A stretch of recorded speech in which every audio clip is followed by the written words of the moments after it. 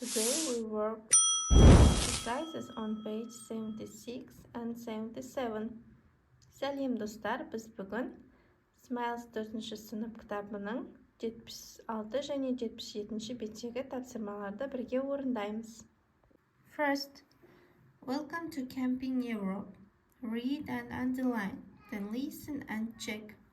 Ең бірінші мәтінді оқып, сөздерді белгілеп, аударып аламыз. We are in the beautiful countryside of Mural, France. Біз Франциядағы Mural ауылындағы ең әдемі жеріндеміз. Everywhere you look, there are volcanoes, more than 80 of them. Бұл жерде барлық жерге қарасаң, жанартаулар бар, және де олар 80-нен астам дейді. It's a place you have to see to believe. Оған сену үшін сен өз көзіңмен көруің керек бұл жерді дейді. Our campsite offers everything you need, so you don't have to pack a lot of things.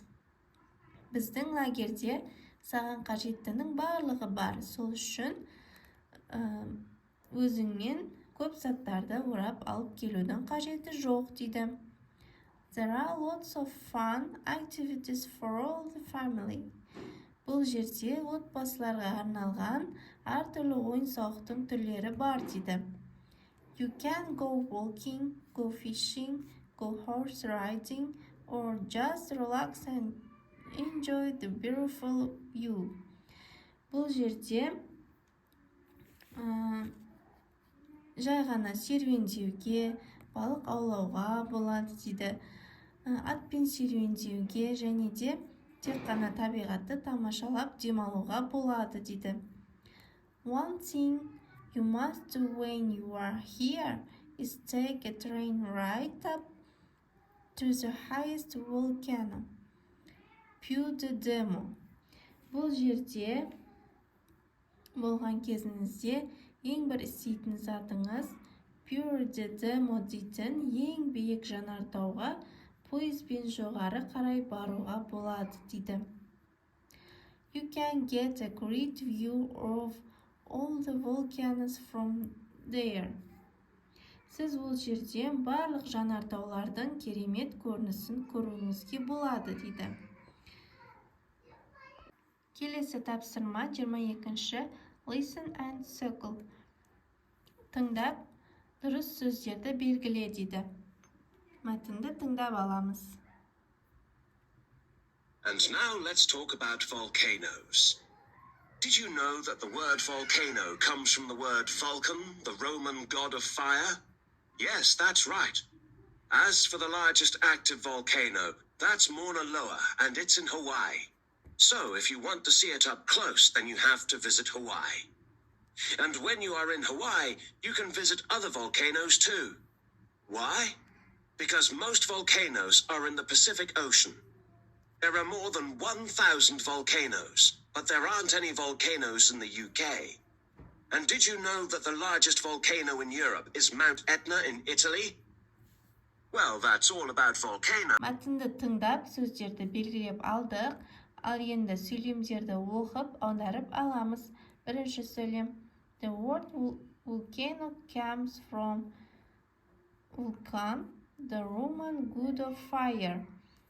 Volcano сөзі вулкан деген сөзден шыққан, және де Рим тілінен алынғанда оттың құдайы деген мағынаны білдіреді екен. Екінші сөйлем. The largest active volcano is Mauna Loa in Hawaii. Ең үлкен атқылайтын жанартау Mauna Loa деген ол Гавайда екен. Келесі. Most volcanoes are in the Pacific Ocean. Ең көп жанартаулар Тынық мұхитында екен. Төртінші сөйлем. There aren't any volcanoes in the UK. Ұлыбританияда ешқандай жанартау жоқ дейді. Келесі. The largest volcano in Europe is Mount Etna, Italy. Еуропадағы ең Этна деген ең үлкен жанартау ол Италияда дейді. Келесі тапсырма. Talk with your friends, then write a small text about a campsite in your country. Досыңмен сөйлесіп, өзіңнің қалаң туралы жаз дейді. Келесі тапсырма 23. Let's sing. Әнді тыңдап аламыз.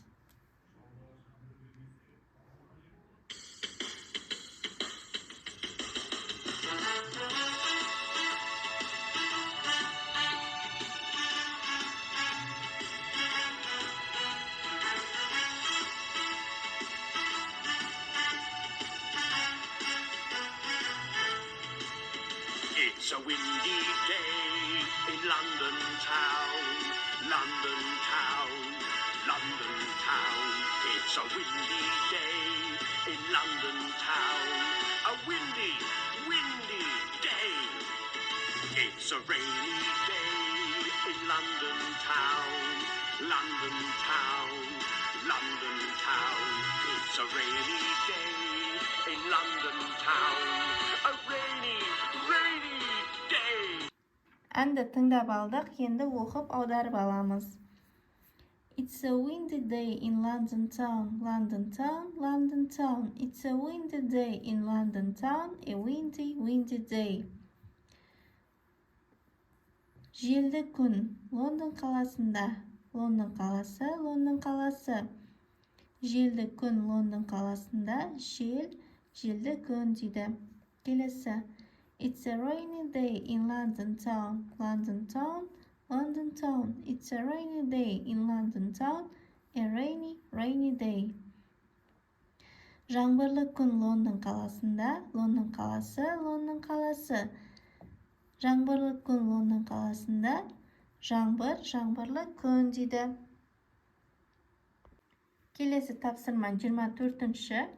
Riddle time, read and answer.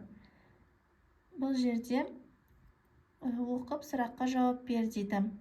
23-ші тапсырмадағы суретке қарап жауабын тап дейді. Сұрақты оқимыз. What always falls but never gets hurt? Үнемі төбеден құлайды, бірақ ешқашан ауырмайды. Ол не дейді? Демек, бұл жаңбыр. Келесі тапсырма 25-ші. In 3 minutes, write. 3 минутта жазып шық дейді. Бұл жерде сөйлемдерге қатысты сөздерді жазып шығамыз. Бірінші. 5 kinds of weather. Ауа райына байланысты сөздер 5 сөз дейді. Sunny, rainy, snowy, windy, foggy. Sunny күн шуақты күн, rainy жаңбырлы, snowy қарлы, windy желді, foggy бұлтты күн. Келесі. 2 winter activities. Қыста жасалатын іс-әрекет. Екеуін жаз дейді. Skiing, snowboarding. Шаңғы тебу, snowboard тебу. 3 summer activities. Жаздағы 3 ойын-сауық түрі дейді.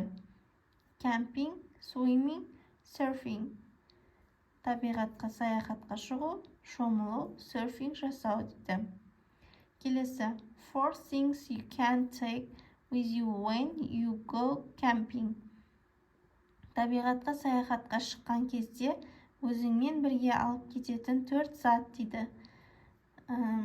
Camp stove, cool box, rope, blanket.